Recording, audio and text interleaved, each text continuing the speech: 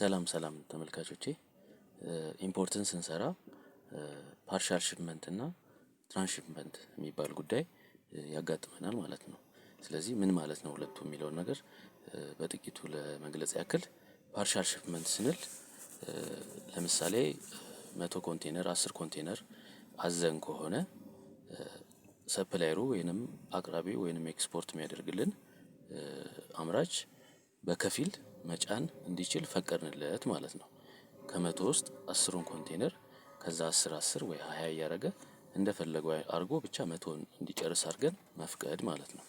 ትራንስሺፕመንት ግን የምንለው በኤልሲ ለምሳሌ አሁን ከታይላንድ የምናስጭነው እቃ ካለ ትራንስሺፕመንት ፈቀድን ማለት ከታይላንድ በመርከብ የሚጫን ነገር ካለ ከታይላንድ ተነስቶ ጅቡቲ ወደብ እስኪደርስ ድረስ መአት ሀገሮችን በባህር አቋርጣ ነው መርከቧ የምትመጣውና ብዙ ፖርቶች አሉ ማለት ነው። ስለዚህ ብዙ ፖርቶችን አቋርጣ በእያንዳንዱ ፖርት ላይ እየጫነች እያራገፈች ጅቡቲ እንድትደርስ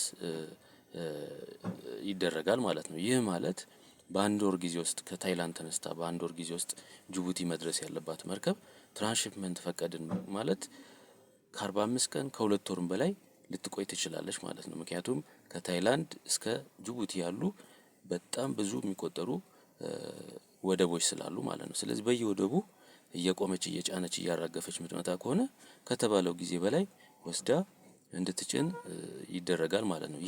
ይሄ ማለት ፈቀድን ማለት ነው ትራንስሺፕመንቱን ማለት ነው። ስለዚህ እንደ ሁኔታው ሆኖ ትራንስሺፕመንት መፍቀድ ያለብን ማለት ነው። ፓርሻል ሺፕመንትም ልክ እንደ ሁኔታው እንደ ስራው ቢዝነስ እየታየ ነው መሆን ያለበት ማለት ነው።